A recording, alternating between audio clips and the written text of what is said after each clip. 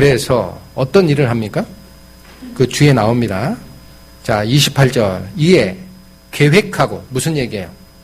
자기 마음속에 계획했어요. 계획하고 두 금송아지를 만들고 무리에게 말하기를 너희가 다시는 예루살렘에 올라갈 것이 없도다. 이스라엘아, 이는 너희를 애굽 땅에서 인도하여 올린 너희 신이라. 자, 참 통탄할 노릇입니다. 우상이다라고 얘기를 안 해요. 다른 신 섬기는 게 아니다. 그렇게 얘기합니다. 백성에게. 누구 섬기는 거다 지금? 우리를 출애굽할 때 이끌었던 그 하나님을 섬기는 거야. 아스타롯 아니고 바울도 아니고 바알도 아니고 아스타롯도 아니고 아세라 목상 그런 거 아니야.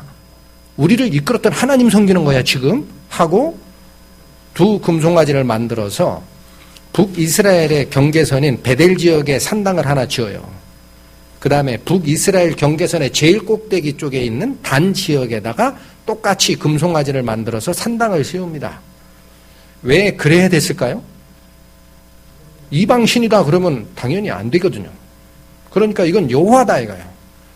그냥 형상화 시킨 거다. 이거 우리 여호와 섬기는 거니까 걱정하지 마라 하고 경계선 제일 북단과 제일 남단에다가 산당을 세워서 금송아지를 세웁니다. 뒤에 또 나옵니다. 자, 그러면 뭐예요? 28절. 자, 계획하고 두 금송아지를 만들고 무리에게 말하기를 너희가 다시는 예루살렘에 올라갈 것이 없도다. 이스라엘아, 이는 너희를 애굽 땅에서 인도하여 올린 너희의 신이라 하고 하나는 베델에 두고 하나는 단에 둔지라. 이거 설명드렸어요. 베델과 단이 어느 지역인지 최남단과 최북단에 두고 섬겼어요. 그러면서 또 하는 일이 나옵니다. 30절. 이 일이 죄가 되었으니 이는 백성들이 단까지 가서 그 하나에게 숭배함이더라. 어떤 사람은 단에 가서 숭배, 어떤 사람은 베델에 가서 숭배하는 거죠. 그 다음에 또 나옵니다.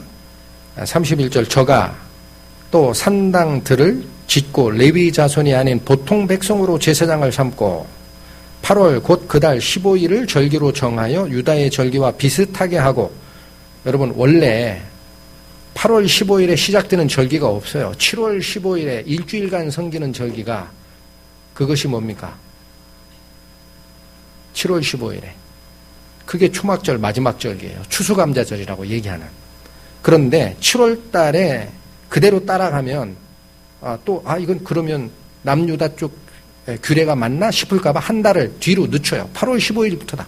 날짜도 싹 바꿉니다. 8월 15일부터 우리가 섬길 거고 밑으로 내려가 제사할 필요 없다라고 하고 산당을 2개를 지어놓고 또 하는 게 뭐예요? 제사장을 세우는데 레위 사람 세웠어요? 보통 백성을 세웠습니까? 자, 그러니까 이 말이 무슨 얘기냐면요. 하나님이 했던 규례는 여로보암 왕의 머릿속에는 아무 관계 없어요. 누구를 제사장으로 세우라고 돼 있는지, 어느 때 섬겨라라고 돼 있는지, 어떤 걸 만들어라 만들지 말라라고 돼 있는지 그 자의 머릿속에는 없습니다. 그냥 뭐만 있는 거예요. 나에게 하나님이 떼준 이 정권을 유지하는 데만 신경을 쓰는 거예요. 그러니까 이건 우상숭배라고 안 한 거, 자기가 생각을 그렇게 안 한 겁니다. 하나님 섬기는 일이라 그래요. 그런데 이 성경 말씀이 뭐라고 합니까? 그게 뭐가 됐다고요? 30절. 이 일이 죄가 되었다라고 돼 있죠. 자, 그러면 우리가 인간적인 입장에서 한번 다시 살펴보겠습니다. 참 우리가 이런 일을 볼 때 조금 쉽지가 않은데, 그러면 하나님이 위에 북이스라엘 10지파를 떼줬다면 그게 분명히 나라로 형성이 돼야 되는데, 여로보암이 생각한 것처럼 1년에 3차례씩 예루살렘 성으로 내려가서 제사를 지내면 여로보암의 왕권이 무너지느냐라는 거예요. 그걸 그렇게 보호를 해야 하느냐 이거예요. 한마디로 여로보암이 무슨 생각? 이게 내 나와바리다라는 거예요. 죄송합니다. 세상적 표현으로 하면 이게 내 나와바리다. 나에게 준 거다. 나는 이거 분명히 지킬 거다. 규례 필요 없다. 일반 백성이야. 제사장소 만들어 세워. 거기 7월 15일 필요 없어. 8월 15일 날 해. 하는 거예요. 그렇게 하는 게 자기에게 주어진 왕권을 지키는 길이냐? 성경에 그 말씀 없었을까요? 있습니다. 자, 앞에 제가 아까 처음에 여로보암에게 열지파를 떼주는 후에 하나님의 약속이 있어요. 다시 가세요. 11장, 열왕기상 11장 37, 38절 읽겠습니다. 내가 너를 취하리니 너는 무릇 내 마음에 원하는 대로 다스려 이스라엘 위에 왕이 되되, 이게 여로보암에게 하는 거예요. 하나님이 여로보암을 받겠다라는 거예요. 내가 너를 용납할 것이다. 그러니까 네가 마음대로 이스라엘 위에 왕이 되라. 여기까지만 읽으면 여로보암 마음대로 하라는 얘기구나. 아닙니다. 30절이 나옵니다. 내가 만일 내가 명한 모든 일에 순종하고 내 길로 행하며 내 눈에 합당한 일을 하며 내 종 다윗의 행함같이 내 율례와 명령을 지키면, 이게 조건이에요. 다윗처럼만 해라 이거예요. 다윗처럼만 해라. 내 말 순종하고 다윗처럼만 네가 해라. 자, 그러면 약속 나옵니다. 자, 뒤에 뭐라고 해요? 내가 너와 함께 있어 내가 다윗을 위하여 세운 것 같이 너를 위하여 견고한 집을 세우고 이스라엘을 내게 주리라. 약속이 어떻게 나갔습니까? 내 영역이다. 그거 자꾸 생각하고 밑으로 내려가는 거 맞고 그러지 말란 얘기입니다. 네가 다윗 왕이 내 말을 순종해서 따랐던 것처럼 내 명령을 지키고 순종만 하면 다윗을 세워 왕을 세웠듯이 너를 세워 견고케 하리라. 하나님의 약속이 나갔습니다. 어떻게 쫓아갔어야 되는 게 맞습니까? 하나님 말씀대로 갔어야 돼요. 더 쉽게 생각하세요. 하나님이 떼준 나라입니다. 혹시라도 여로보암 왕이 하나님 말씀을 그대로 지키다가 예루살렘 성전에 3번씩 제사하는 거 그냥 놔둬가지고 내 왕권이 무너진다 해도 여로보암은 어떻게 했어야 돼요? 하나님 뜻이니까 그럴 수밖에 없다. 그렇게 가는 게 순종이에요. 근데 그렇지 않죠. 이것이 뭐냐?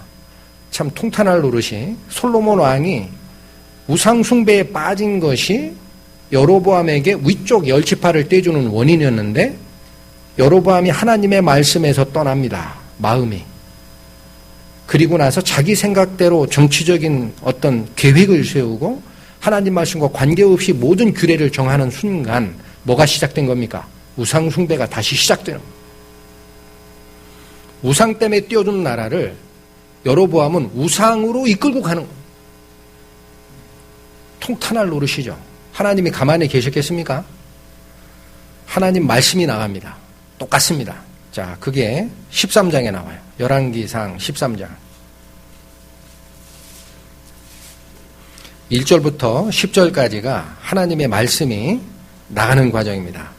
읽겠습니다. 때에 하나님의 사람이 여호와의 말씀으로 인하여 유다에서부터 베델에 이르니, 잠깐 끊겠습니다. 유다에서 온 하나님의 사람이에요. 그러니까 어디서 보낸 거예요? 북이스라엘 지역에서 선지자를 선택한 게 아닙니다. 거긴 이미 끝났어요. 아시겠죠? 남유다. 이쪽에서 하나님이 선지자를 위로 파송하시는 거예요. 그래야 그자가 정확하게 말씀을 전할 것 같아요. 윗사람은 다 누구의 소화가 됐죠? 여로보암 왕의 영향력 아래에 있는 자들이니까 안 쓰시는 거예요. 자, 계속 읽겠습니다. 유다에서부터 베델에 이르니 마침 여로보암이 단 곁에 서서 분향하는지라. 하나님의 사람이 단을 향하여 여호와의 말씀으로 외쳐 가로되, 단아 단아 여호와께서 말씀하시기를 다윗의 집에 요시아라 이름하는 아들을 낳으리니 저가 내 위에 분향하는 산당 제사장을 내 위에 제사할 것이요 또 사람의 뼈를 내 위에 사르리라 하셨느니라. 무슨 말 하는 거예요? 일단 여로보암을 질책한 말은 일단은 안 나갔습니다. 무슨 말이 나가요? 산당이 잘못됐다라는 거예요. 산당이. 금송아지를 만들어 세우는 그 산당이 잘못됐기 때문에 하나님의 말씀이 나갑니다. 앞으로 그 보통 사람을 세워서 제사장하게 하고 금송아지를 만들어서 이게 우리를 인도하는 신이요라고 했던 그게 잘못됐다라는 거예요. 그러니까 앞으로 요시아라는 사람이 다윗의 후손 중에 나올 건데, 여러분 나중에 열왕기하 저 밑에 가보시면은요, 이 시점부터 대충 300년 후에 히스기야의 증손자 요시아 왕이 나옵니다. 그때 이 일이 그대로 이루어집니다. 그때 그 제사장들을 다 죽여가지고 그 산당에다가 재로 뿌려요. 제사 드리게 돼 있습니다. 이게 예언이 나가는 거예요. 잘못됐다. 산당 제사가. 3절 봅니다. 그날에 저가 예조를 들어 가로되 이 저라는 것은 하나님의 사람이에요. 자, 이게 하나님 말씀이요라고 선포를 했는데 이게 굉장한 일이죠. 북여로보암 왕의 행위를 정면으로 지적하는 거예요. 그러니까 하나님의 말씀인지 아닌지 뭐를 줘야 돼요? 표를 줘야 돼. 사인. 그래서 예표를 들었습니다. 뭐라고 하느냐? 이는 여호와의 말씀하신 예조라. 단이 갈라지며 그 위에 있는 재가 쏟아지리라 하매. 자, 예표했죠. 내가 그냥 하는 얘기 아닙니다. 하나님이 준 말씀이요. 하나님이 이 예조를 주실 거니까 똑바로 보시오 하고 단이 갈라질 거다 그랬어요. 하매 4절 여로보암 왕이 하나님의 사람의 베델에 있는 단을 향하여 외쳐 말함을 들을 때에 단에서 손을 펴 저를 잡으라 하니 저를 향하여 손이 말라 다시 거두지 못하며. 자, 지금 여로보암 왕은 어디에 있던 상태에서 이 말을 받는 거예요? 베델 산당에서 분향하고 있었어요. 여로보암이. 근데 하나님의 사람이 유다에서부터 와가지고 그 산당 제사 잘못됐소. 없애버리쇼. 하나님 말씀이요. 예조가 있어. 당신이 지금 분향하는 단이 갈라질 거야. 이렇게 딱 얘기하는 순간 여로보암이 뭐라 그래 왕이. 저놈 잡아라 그런 거예요. 손 뻗어가지고. 저놈 잡아라. 그러니까 어떻게 돼 있어요? 손이 말라 다시 거두지 못했다는 게 뭡니까? 손이 굳었다 이게. 이렇게 안 돼요. 딱 이렇게 굳어버린 거예요. 이렇게. 손이 말라서 다시 거두지 못했다는 말은 딱 굳어버린 겁니다. 자, 그 뒤에 5절 하나님의 사람의 여호와의 말씀으로 보인 예조대로 단이 갈라지며 재가 단에서 쏟아진지라. 하나님 말씀 맞습니까? 아닙니까? 맞습니다. 그러면 6절 벗어납니다. 왕이 하나님의 사람에게 말하여 가로되 청컨대 너는 나를 위하여 내 하나님 여호와께 은혜를 구하여 내 손으로 다시 성하게 기도해라. 이제 뭐라 그래요? 이거 하나님의 선지자 맞네? 여로보암이 그 생각을 한 거예요. 그러니까 내가 지금 손이 이게 굳은 게 잘못한 거가 맞다. 내가 하나님께 기도해가지고 이 손 좀 고쳐주면 안 되겠니? 이렇게 또 부탁을 해요. 그러니까 그대로 합니다. 하나님의 사람이 여호와께 은혜를 구하니 왕의 손이 다시 성하여 전과 같이 되니라. 자, 이 사건이 일어났어요. 그러니까 여로보암 왕은 이제 뭘 생각할 수 있습니까? 하나님 말씀이 이게 잘못된 제사다라는 것을 하나님의 사람으로부터 받은 그 말이 진짜구나라는 걸 알았죠. 네, 그래도 이거 회파하지 않습니다. 자, 그런데 7절부터 왕이 하나님의 사람에게 이르되 나와 함께 집에 가서 몸을 쉬라. 내가 내게 예물을 주리라. 이젠 뭐예요? 하나님의 선지자 맞구나 해서 야, 나랑 같이 살자라는 거예요. 같이 살자. 우리 저 왕궁에 가서 잠깐 기다려라. 내가 너한테 예물도 주고 너 하나님 말씀 받는 선지자 맞으니까 나랑 같이 교제하고 살자. 이렇게 얘기를 한 겁니다. 좋은 쪽으로 얘기한 거예요, 사실은. 그런데 자, 또 나갑니다. 8절에 하나님의 사람이 왕께 대답하되 왕께서 왕의 집 절반으로 내게 준다 할지라도 나는 왕과 함께 들어가지도 아니하고 이곳에서는 떡도 먹지 아니하고 물도 마시지 아니하리니. 자, 굉장한 얘기가 나오죠. 당신하고는 아예 상종을 하지 않겠다라는 거예요. 당신 나라 반을 떼준다고 해봐라. 내가 그 말 듣느냐. 당신 집에 가서 떡도 안 먹고 물도 안 마실 거야. 왜 이랬을까요? 9절의 이유가 나옵니다. 이는 곧 여호와의 말씀이 내게 명하여 이르시기를 떡도 먹지 말며 물도 마시지 말고 왔던 길로 도로 가지도 말라 하셨음이니라. 그러니까 남유다에 있던 하나님의 선지자가 베델의 그 여로보암에게 예조를 하나님의 말씀을 전하고 요 길대로 가지도 말라 그랬어요. 다른 데로 돌아가라 그래요. 왜 그래요? 말씀만 전하고 다른 걸 섞지 말란 얘기입니다. 네 말을 완수할 때까지는 다른 사람과 떡도 먹지 말고 물도 먹지 말고 그 재물을 탐하지도 말고. 무슨 말입니까? 타협하지 말란 얘기입니다. 타협하지 마라. 이건 굉장히 중요한 사건이니까 내 집에 올 때까지는 아무하고도 접촉하지 마라. 내 말만 전하라 이거예요. 그게 하나님의 사람에게 준 이유, 말씀의 원리입니다. 그러니까 나는 당신이 얘기하는 대로 못하겠소. 그 얘기를 한 거예요. 이해가 되시죠? 자, 그런데 10절 하고 이에 다른 길로 가고 자기가 베델에 오던 길로 쫓아 돌아가지 아니하니라. 그리고 곧바로 돌아갔어요. 근데 왔던 길로도 안 갑니다. 다른 쪽으로 돌아가요. 못 찾게 하려고. 자, 그런데 이 사건이 또 하나가 있어요. 그 뒤에 나오는 게 뭐냐면, 그러면 그쪽 북이스라엘 지역에는 하나님의 말씀을 전하던 선지자가 없었느냐? 있었습니다. 그 중에 여기 성경에서는 늙은 선지자라고 나와요.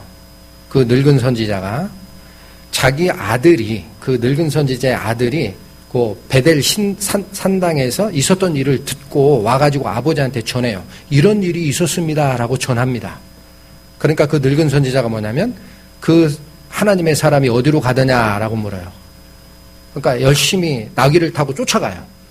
했더니 이 길 가다가 길에 중간에 피곤하니까 어느 상수리 나무인가 그 아래에서 잠깐 쉬는 하나님의 선지자를 만납니다. 그리고 하는 얘기가 있습니다. 자, 그게 어디 나오느냐? 18절입니다. 보시겠습니다. 저가 그 사람에게 이르되, 여기서 얘기하는 저는 늙은 선지자예요. 자, 11절 잠깐 볼게요. 베델에 한 늙은 선지자가 살더니, 그렇죠. 어느 지역에 사는 선지자입니까? 여로보암 왕이 통치하는 북이스라엘 지역에 사는 선지자예요. 그 우상 숭배가 있었던 그 지역 살더니 그 아들들이 와서 이날에 하나님의 사람이 베델에서 행한 모든 일을 저에게 고하고 또 그가 왕에게 고한 말씀도 저희가 그 아비에게 고한지라 해서 아비가 나귀를 타고 쫓아가요. 그 뒤에 하는 말이 18절입니다. 저가, 이거 늙은 선지자예요. 그 사람에게 이르되 나도 그대와 같은 선지자라. 천사가 여호와의 말씀으로 내게 이르기를 그를 내 집으로 데리고 돌아가서 그에게 떡을 먹이고 물을 마시오라 하였느니라. 무슨 말이 나와요? 천사가 나한테 와서 예언한 게 있다 그래요. 그러면서 천사가 하나님 말씀을 나한테 준 게 있는데 그 당신 하나님의 선지자 당신을 데려다가 집에서 떡 먹이고 물도 마시라라고 천사가 나한테 얘기한 게 있다. 그렇게 얘기를 합니다. 그런데 이게 뭐예요? 뒤에 읽겠습니다. 하였느니라 하니 이는 그 사람을 속임이라. 우리 성경에는 속임이라라고 되어 있죠. 다른 쪽 성경에는 이것은 거짓말이었다라고 되어 있어요. 무슨 얘기입니까? 이게 도대체 사건이 어떻게 진행되는 거예요? 분명히 늙은 선지자라는 말을 썼으나 그건 분명히 선지자입니다. 그런데 그 베델에 있던 그 선지자가 하나님 말씀에 분명히 마음이 가 있고 열려 있었다면 우상 숭배하지 마라라는 하나님의 명령이 그 선지자에게 임해야 맞아요. 제일 가까이 있지 않습니까? 그런데 아님합니다. 그리고 다른 사람, 유다에 있는 젊다는 표현이 없죠. 하나님의 사람이라는 선지자를 통해서 예언하는 걸 보고 아 하고 쫓아가서 그 사람을 후리는데 거짓말로 후려요. 여러분, 거짓말이 뭡니까? 없는 말 지어내는 게 거짓말입니다. 맞습니까? 하나님께 받은 말도 아닌데 거짓말로 야 나랑 교제하라 이거야. 나랑 교제 좀 하자. 나도 선지자야. 우리 집에 가자. 그냥 말하면 안 될 것 같으니까.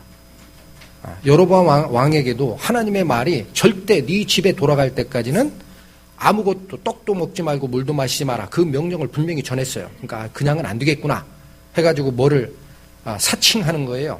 하나님의 예언이요. 그럼 하나님이 나한테 말씀이 임했소. 너를 당신을 데려다가 교제하라고 했소. 하고 거짓말하는 겁니다. 참 이거 어떻게 이해할지 알 수가 없어요. 그런데 문제는 이 말에는 그 하나님의 선지자가 따라요. 왜 그래요?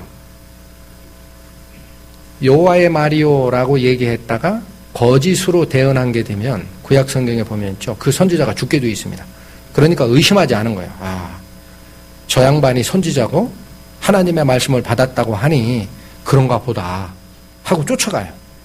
그래서 19절 20절 이에 그 사람이 저와 함께 돌아가서 그 집에서 떡을 먹으며 물을 마시니라. 쫓아갔죠. 그 말이 맞나 보다. 자, 근데 참 또 거짓말로 홀인 거 아니겠어요? 늙은 선지자가. 그러니까 이제는 진짜 하나님의 말씀이 다시 임합니다. 20절부터 보세요. 저희가 상 앞에 앉아있을 때에 여호와의 말씀이 그 사람을 데려온 선지자에게 임하니, 누구에게 임하는 거예요? 쉽게 얘기하면 늙은 선지자에게 이제는 진짜 하나님 말씀이 거기에 임합니다. 뭐라고 얘기해요? 21, 22.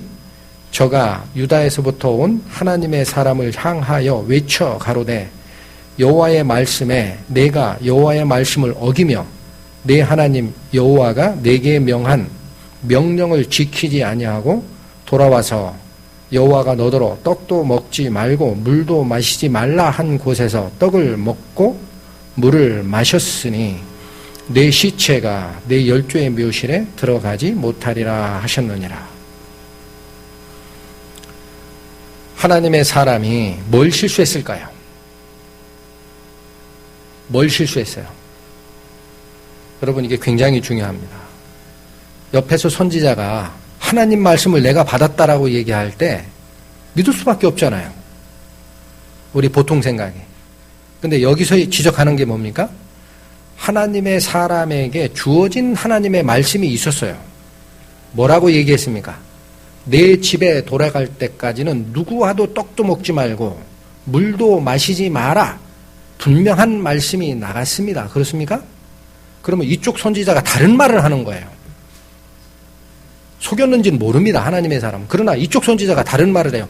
하나님의 말씀이 나한테 왔는데 너 데려다가 떡 마시고 물 먹이라 했다. 그럼 본래 자기가 받았던 말씀과 다르죠? 그럼 의심했어야 맞습니다. 다시 여쭤봤어야 돼요. 하나님께. 이게 맞습니까, 하나님? 그 말이 있었어요, 없었어요? 없었죠.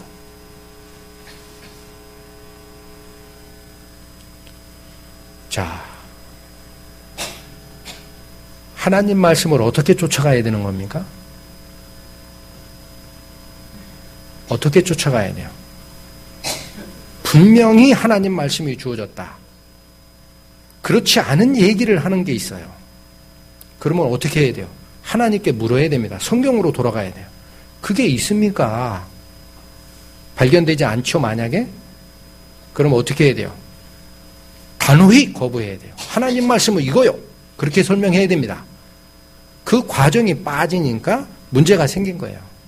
그 뒤에 가보면 어떻게 되냐면 그 하나님의 사람이 이제는 늙은 선지자 집에서 떡 먹고 물 마시고 같이 교제를 하다가 낙이 타고 돌아가요, 집으로. 그런데 중간에 사자가 나타납니다. 그래서 그 하나님의 사람을 물어 죽여요.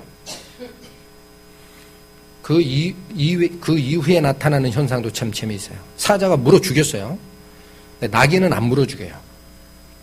그리고 하나님의 사람의 시체 앞에서 사자도 이렇게 서 있고 당나귀도 이렇게 같이 서 있어요. 그 하나님의 선지자가 죽었다라는 말을 그 늙은 선지자가 듣고 큰일 났다 하고 쫓아가요. 쫓아가다 보니까 그 모습이 드러납니다. 그러니까 그 시체를 데려다가 자기 묘실에 장사했다. 그래서 말씀대로 네 열조의 묘실에는 못 들어간다라고 얘기한 예언이 이루어지는 거예요. 근데 중요한 거. 왜 짐승은 가만히 있었을까요? 사자와 당나귀가. 이 성경을 깊게 연구하는 믿음의 선진들이 이렇게 얘기를 하세요. 사자가 원래대로 자기가 살아왔던 방식과 본능을 따른다면 옆에 있는 당나귀를 잡아먹어야 됩니다. 맞죠? 안 먹습니다. 반대로 당나귀는 본래 자기가 알고 있던 생활 방식과 본능을 따른다면 사자가 있으면 도망가야 됩니다. 근데 옆에 있어요. 시체 앞에. 자, 이게 얘기하는 바가 미물인 짐승마저도 하나님의 명을 받을 때 자기가 가지고 있던 생각과 생활 방식 모든 걸 버리고 순종하는 모습을 보였다는 거예요. 하나님 말씀 앞에 100% 순종하는 겁니다. 미물인 짐승마저도. 그러니 이때 말씀을 전하러 갔던 하나님의 사람이 뭐를 실수한지가 분명히 드러나요. 물어야 됩니다. 성경에 기록된 말씀, 나에게 주어진 말씀과 다른 말이 나가면 물어야 됩니다. 우리는 성경에 그게 맞습니까, 하나님? 까다롭게 따진다고 생각하시죠? 성경에 없는 것을 얘기하는 것은 그런 죄예요. 그게 아까 사울 왕에게 사무엘 말을 통해 들어갔던 건 뭐예요? 하나님의 말씀을 거역하는 것은 사술의 죄와 같고 네 마음이 완악하고 회개치 아니하는 것은 우상 숭배와 같다 그랬어요. 우리가 분명하게 새겨야 될 가르침이 이겁니다. 다른 말 필요 없습니다. 자, 그렇다면 하나 더 상고하겠습니다. 하나님의 선지자에게 왜 거기 분명히 이스라엘 백성이고 늙은 선지자도 선지자인데 같이 교제하고 하나님 말씀이 이거니까 당신들 잘못돼서 하고 교훈도 하고 할 수 있는데 왜 아무것도 먹지 말고 그냥 오라고 했느냐? 신약에서는 뭐라고 가르치느냐? 이거 한번 보시겠습니다.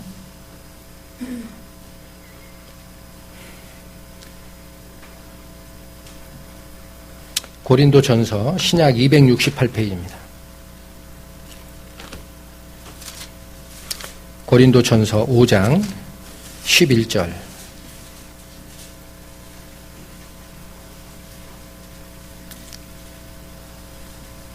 읽겠습니다. 이제 내가 너희에게 쓴 것은 만일 어떤 형제라 일컫는 자가 음행하거나 탐남하거나 우상 숭배를 하거나 후욕하거나 술 취하거나 토색하거나 하거든 뒤에 말씀 뭐라고요? 사귀지도 말고 그런 자와 함께 먹지도 말라 함이라. 하나님이 왜 이렇게 강하게 유다에서부터 파송된 하나님의 선지자에게 네 집에 돌아올 때까지는 떡도 먹지 말고 물도 먹지 말아라고 하셨나요? 여로보암이 저지르고 있는 그 우상 숭배를 분명하게 경계하려면 내 말만 반드시 전하고 오라는 얘기입니다. 다른 얘기 듣지 마라. 그게 너에게 주어진 임문이라.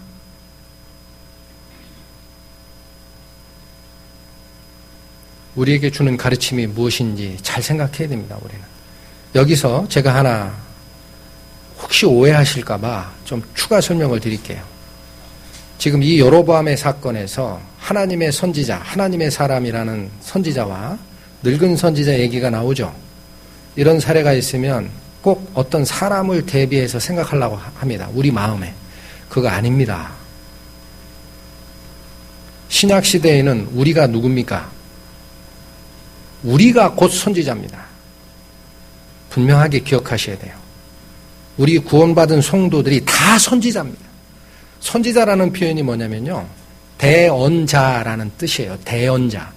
하나님의 말씀을 받아서 전하는 권리를 가진 자. 그 사람들은 전부 선지자, 대언자입니다. 그런 말이 있습니까? 있습니다. 요건 시간 관계상 제가 소개만 해드릴게요. 고린도 후서 5장 20절에 보시면 분명하게 신약 성경에 이런 말씀이 있어요.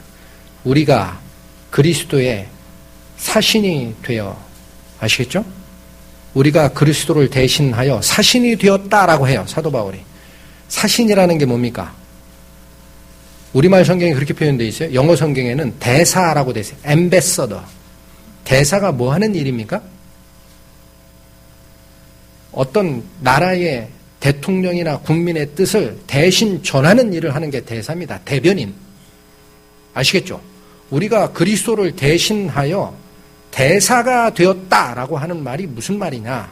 하나님의 말씀을 우리가 받았으면 우리가 그 말씀을 가지고 다른 사람에게 대신 전할 수 있는 권리를 가진 자다라는 얘기예요.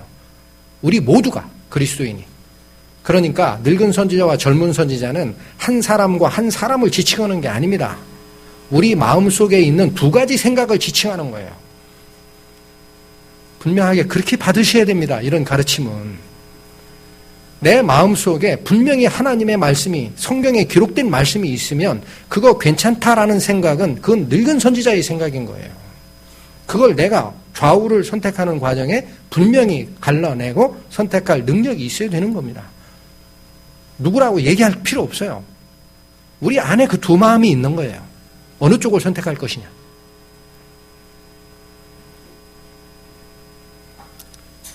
자, 그래서 지금 우상 숭배 과정. 아까 사울 왕은 하나님이 아말렉 족속을 멸하라는 그 명령을 주었을 때 말씀을 백성들에게 분명히 전하고 이끌질 못한 죄가 여실히 드러났고, 금방 살펴보신 열왕기서에 남북 이스라엘이 갈라지는 때에 그 여로보암 왕은 뭐를 실수한 겁니까? 다시 정리하시는 뭐를 실수했어요? 나한테 이 나라를 떼준 이유를 잊어버린 자예요. 우상숭배했다라는 거예요. 솔로몬 왕이 말년에. 그러니 위에 10지파는 너에게 줄 테니까 하나님 말씀을 그대로 순종하면 어떻게? 다윗이 나에게 했던 것처럼 네가 순종하면 네 집을 견고하게 하리라 약속이 돼 있지 않습니까? 근데 그 말씀은 다 어디로 가고 이것이 너희를 인도한 너희의 신이라 여호와라. 그러고 산당을 양쪽에다 지어놓고 제사장도 안 되는 할 수 없는 자를 제사장으로 세우고 절기도 바꿔버려요. 7월 15일부터 시작되는 초막절 절기를 8월 15일이다. 괜찮아. 왜 그런 생각을 했을까요? 하나님이 나에게 준 나라야. 이유가 있잖아. 걔네들하고 교류하면 안 돼. 그게 맞는 생각이었을까요? 그렇지 않습니다. 분명히 나갔어요. 여로보암 왕에게. 내가 너에게 이른 그 계명을 다윗과 같이 내가 지키면 내 집의 터를 견고케 하리라. 다윗의 집과 같이 견고케 해주겠다. 말이 딱 마음이 바뀌어버리지 않습니까? 뭐를 잊어버린 겁니까? 여로보암이. 말씀을 잊는 거예요. 말씀을. 그게 우상숭배를, 자, 신약시대를 우리가 살고 있습니다. 성경에서 우리 신앙생활에 가장 큰 전쟁 두 가지를 얘기해요. 첫 번째가 우상숭배, 두 번째가 죄에서 떠나는 겁니다. 성경을 어디를 읽어보십시오. 그거에 반대되는 얘기를 하시는 적이 있는가? 우상숭배와 죄는 하나님이 이끌어가는 싸움입니다. 그거 괜찮다. 뭐 우리가 거룩한 백성이 됐는데 자꾸 죄 짓지 말라 이제 그런 생각하고 살지 말자. 그거 잘못된 가르침이고요. 우상숭배 그거 뭐 괜찮아. 형태가 그러니까 우리가 하나님 섬기는 거지 다른 거냐. 그 말도 잘못된 가르침이에요. 성경에 비춰서 판단할 능력이 있으셔야 됩니다. 우리가 바로 하나님의 대사예요. 그리스도의 대사입니다. 그 샘플이 또 있어요. 우리 이번 수련회 때 성경 퀴즈를 공부하자라고 했던 사사기에 보시면요. 기드온 사사가 나옵니다. 기드온이 어떤 일을 했어요? 하나님의 말씀을 100% 순종한 자입니다. 나중에 백성들이 워낙 이 양반의 지도력이 기가 막히니까 그건 사실 하나님이 하신 거거든요. 지도력이 기가 막히니까 당신이 우리의 왕이 되세요 그래요. 당신의 자녀들도 우리 왕이 되세요. 우리가 대대로 당신의 가르침을 따르겠습니다. 그렇게 제안을 합니다. 기드온에게. 기드온이 뭐라 그래요? 이런 지하에 거절합니다. 왕을 될 수 없다. 왜 그래요? 왕은 하나님이신데 왜 자꾸 나보고 왕하라 하느냐 이거야. 맞죠? 사울왕을 사사기 이후에 사울왕을 세울 때 백성이 세웠습니다. 그때 사무엘 선지자를 통해서 백성들의 나간 명령을 꼭 기억하셔야 돼요. 사무엘을 통해서 하는 말이 뭡니까? 하나님이 저들의 말을 들으라 그래요. 백성 말을 들으라.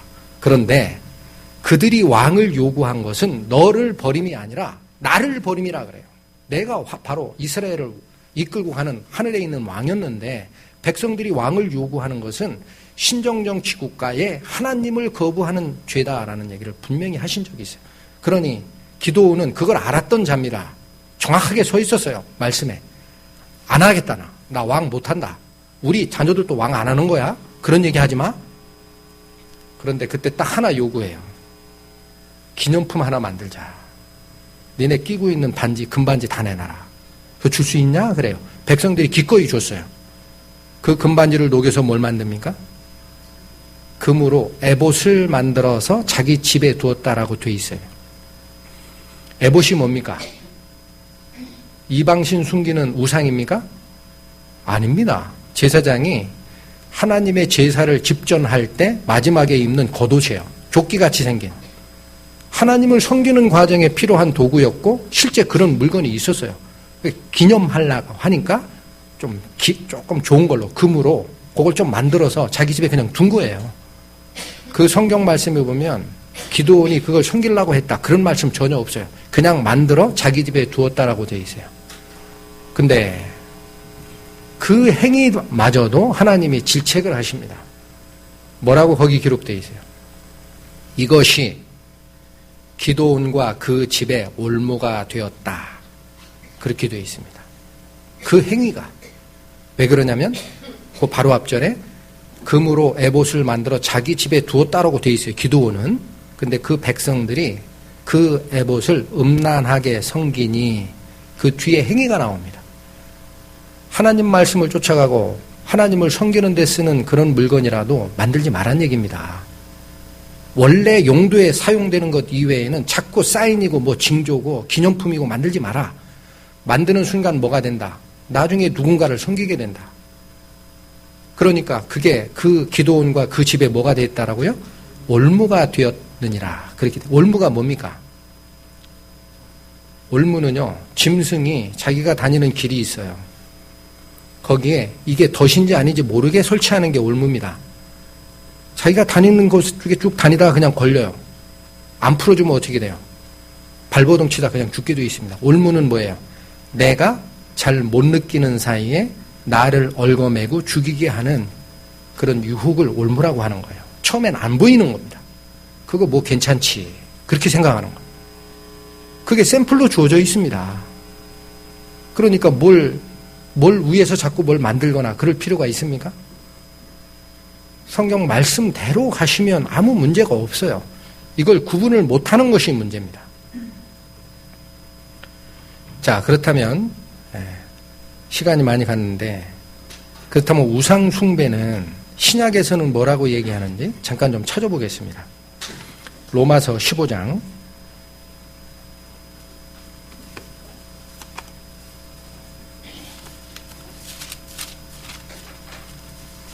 신약 259페이지입니다.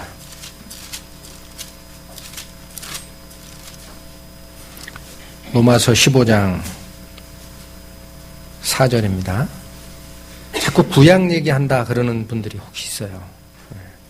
네, 그렇지 않습니다. 로마서 15장 4절 무엇이든지 전에 기록한 바는 이게 전에 기록한 바가 뭐를 얘기하는 겁니까? 네, 성경에 기록된 요 로마서를 기록하기 이전에 기록했던 모든 성경 기록은 그런 뜻입니다. 그러니까 구약이에요. 전에 무엇이든지 전에 기록한 바는 우리의 교훈을 위하여 기록된 것이니 우리로 하여금 인내로 또는 성경의 안위로 소망을 가지게 하려 함이니라. 그러니까 자꾸 구약 얘기한다 그런 얘기 하지 마십시오. 그 교훈이 우리를 위한 거예요. 이 말은 그거 딴 거 아닌 걸로 해석이 가능하지 않습니까? 자, 그럼 한번 더 보시죠. 고린도전서 10장 275페이지입니다.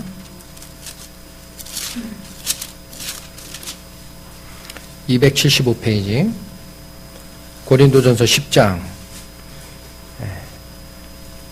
5절에서 7절까지 읽겠습니다. 그러나 저희의 다수를 하나님이 기뻐하지 아니하신 거로. 자, 요 위에 1절부터 4절은요. 모세가 이스라엘 민족을 이끌고 광야에서 생활한 그 얘기를 한 거예요. 그리고 5절이 나오는 겁니다. 그러나 저희의 다수를 하나님이 기뻐하지 아니하신 고로 저희가 광야에서 멸망받았느니라. 여호수아와 갈렙 빼놓고는 성인으로서는 다 죽었잖아요. 그 후세대가 들어가죠. 그 얘기를 하는 겁니다. 광야에서 멸망받았다. 6절 그런 일은 우리의 거울이 되어 우리로 하여금 저희가 악을 즐겨한 것 같이 즐겨하는 자가 되지 않게 하려 함이니. 왜 그런 거 기록했다고요? 왜 그런 일이 기록됐다고요? 6절 다시 보세요. 그런 일은 우리의 뭐가 된다? 거울이 되는 겁니다. 그래서 어떻게 하느냐면 우리로 하여금 저희가 악을 즐겨한 것 같이 즐겨하는 자가 되지 않게 하려고 거울로 주신 거다라는 거예요. 구약의 그런 사례들이. 자, 그럼 여기 악을 즐겨한 것이 뭐냐? 7절 나옵니다. 저희 중에 어떤 이들과 같이 너희는 뭐 하지 말라? 우상 숭배하는 자 되지 말라. 기록된 바 백성이 앉아서 먹고 마시며 일어나서 뛰논다 함과 같으니라. 과거에 광야 생활에서 백성들이 약속된 안식의 땅으로 못 들어가는 게 뭐냐? 바로 하나님의 명령을 어기고 우상 숭배한 그 죄다라는 겁니다. 이게 우리에게 거울이 된다라는 얘기를 분명히 하시고 계세요. 자, 또 보겠습니다. 갈라디아서 5장 신약 308페이지. 갈라디아서 5장 신약 308페이지 5장 19절부터 21절까지 보겠습니다. 육체의 일은 현저하니. 자, 잠깐 끊겠습니다. 성령을 따르는 성령의 소욕과 육체의 소욕이라는 말씀을 로마서에 분명히 하셨죠. 지금 여기서 얘기하는 것은 그 육체의 소욕을 얘기하는 겁니다. 읽겠습니다. 19절. 육체의 일은 현저하니 곧 음행과 더러운 것과 호색과 우상 숭배와 술수와 원수 맺는 것과 분쟁과 시기와 분냄과 당짓는 것과 불리함과 이단과 투기와 술취함과 방탕함과 또 그와 같은 것들이라. 전에 너희에게 경계한 것 같이 경계하노니 이런 일을 하는 자들은 하나님의 나라를 유업으로 받지 못할 것이요. 나오죠. 22절은 반대로 성령의 열매를 설명하고 있어요. 그러니까 우리가 반드시 기억할 게 있어요. 육체의 소욕, 세상적인 유혹으로 빠져들어가는 과정에는 각종 죄도 있으나 우상숭배가 있습니다. 하나님의 말씀에서 떠나는 것이 먼저입니다. 그 뒤에 우리에게 죄가 들어오게 돼 있어요. 항상 순서가 그렇게 돼 있습니다. 자, 그 다음에 요한 1서 5장 394페이지입니다.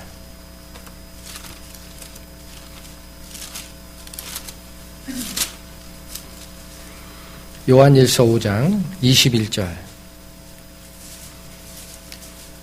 읽겠습니다. 자녀들아 너희 자신을 지켜 우상에서 멀리하라. 신약에도 분명히 우상에서 멀리하고 경계하라라는 말씀이 존재하죠. 분명히 존재하는 거예요. 그 다음에 그렇다면 이 우상은 어디까지를 우리가 경계해야 되느냐. 데살로니가 전서 봅니다. 333페이지.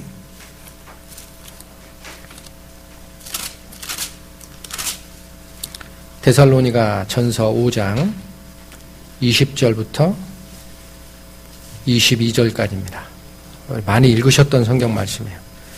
20절 예언을 멸시치 말고. 잠깐 끊겠습니다. 여기서 얘기하는 예언은 뭡니까? 우리말 성경의 예언으로 번역한 거고요. 원래 뜻은 대언입니다. 대언. 다시 얘기합니다. 하나님의 말씀이 우리에게 전달된 것은 전부 다 하나님의 대언입니다. 그러니까 지금 이 시대에는 예언을 멸시치 말라라는 것은 누가 하나님의 말씀이요 하고 예언할 때 그거 받으라 그 말이 아니고요. 기록된 성경 말씀을 멸시치 말라라는 얘기입니다. 자, 다시 읽겠습니다. 예언을 멸시치 말고 범사에 헤아려 좋은 것을 취하고 취할 게 있어요. 좋은 것은 취하는 겁니다. 근데 22절 악은 뭐라고 되어 있습니까? 모든 모양이라도 버리라. 아까 우리가 봤어요. 이런 일들 광야에서 다 멸망을 당했는데 이런 일들은 우리에게 경계로 주어진 것인데 그들이 악을 행했다라는 말씀 뒤에 뭐라고 나와요? 우상 숭배가 나오죠. 그러니까 우리가 성경 말씀 안에서 판단하면은 만들지 마라. 그러면 안 만들면 되는 거고요. 이걸 해라. 그러면 하면 되는 겁니다. 그거 이외에 다른 것을 쫓아갈 이유가 하나도 없어요. 우리 안에.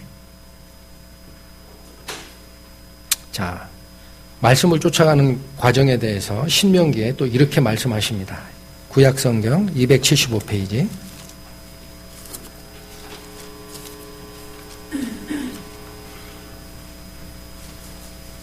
신명기 8장 2절입니다. 내 하나님 여호와께서 이 40년 동안에 너로 광야의 길을 걷게 하신 것을 기억하라. 잠깐 끊겠습니다. 무슨 얘기 하시는 거죠? 그 역사학자들이 추정하기로는 애굽에서 출발해서 가나안 땅에 들어갈 때는 뭐 일주일이나 2주일이면 충분하답니다. 근데 40년을 돌죠? 광야 속에서. 그 이유가 있다라는 거예요. 여기 이 말씀이. 왜 40년을 방황했느냐? 자, 다시 읽겠습니다. 2절. 내 하나님 여호와께서 이 40년 동안에 너로 광야의 길을 걷게 하신 것을 기억하라. 이는 너를 낮추시며 너를 시험하사 내 마음이 어떠한지 그 명령을 지키는지 아니 지키는지 알려 하심이라. 왜 40년을 단련을 시키셨어요? 우리를 훈련하시는 거예요. 하나님 말씀을 지키는지 안 지키는지를 훈련하시고자 한 이유가 40년을 광야에서 방뱅뱅뱅뱅뱅 돌린 겁니다. 그래도 안 믿잖아요. 그 이후에 가나안 땅으로 들어가죠. 약속의 땅으로. 그리고 첫 번째 여호수아가 이끄는 전쟁이 1차로 완성이 된 다음에 사사시대가 또 한 300년, 250년 내지 300년 진행이 됩니다. 그때에도 똑같은 말씀이 주어집니다. 자, 사사기 2장 보세요.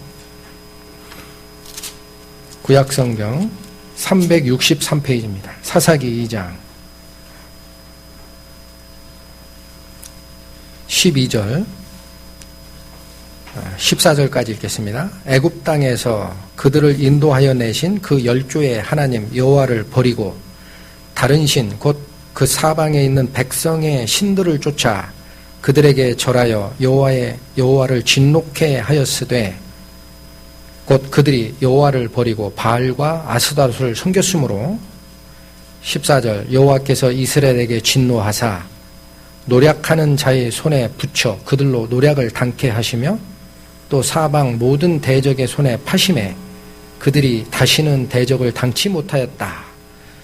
왜 가나안 땅, 약속된 땅에 들어가서도 거기에 원래 거하던 민족을 다 못 쫓아낸 겁니까?